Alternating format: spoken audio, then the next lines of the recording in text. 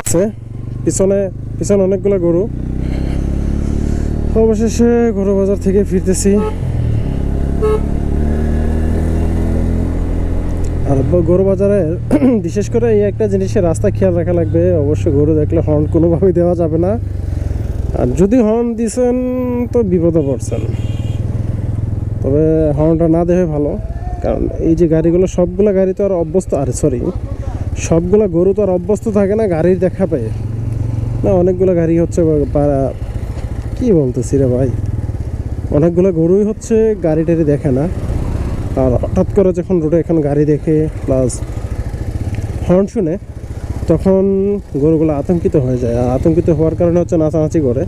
যদিও পিছনে একটা গরু খুবই যন্ত্রণা দিছে ভাই, ভয়েছিলাম যে উপরে উঠে যায় কিনা। সেজন্যে সামনে যেহেতু কোরবানি ঈদ, আর এখন প্রায়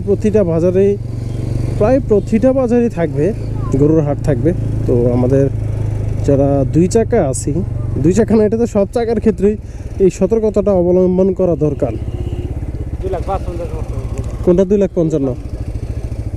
ও পিক আপ আছে 2,55,000, ভালো তো।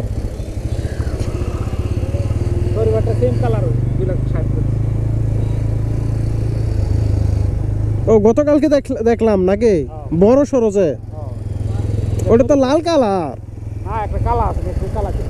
আচ্ছা, আমি লালটা দেখছি।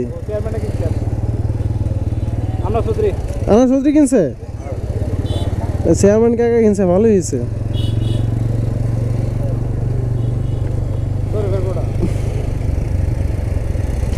যা বলছিলাম আর কি, এইগুলোই আর কি। এখন যেহেতু রাস্তা গরুর সংখ্যা বেশি থাকবে,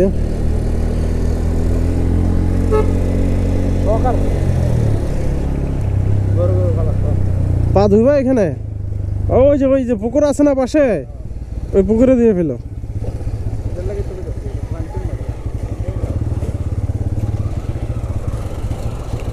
কারণ বাজারের অবস্থা যে অবস্থা, একদম কি বলে, হাঁটুর নিচ পর্যন্ত, গোড়ালির উপরে হাঁটুর নিচে পুরোটাতে হচ্ছে পানি আর পানি। পা ধুয়ে নেও।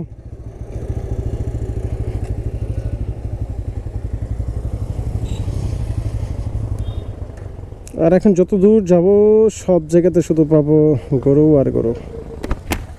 কি বলো? এই যে কি অবস্থা। কে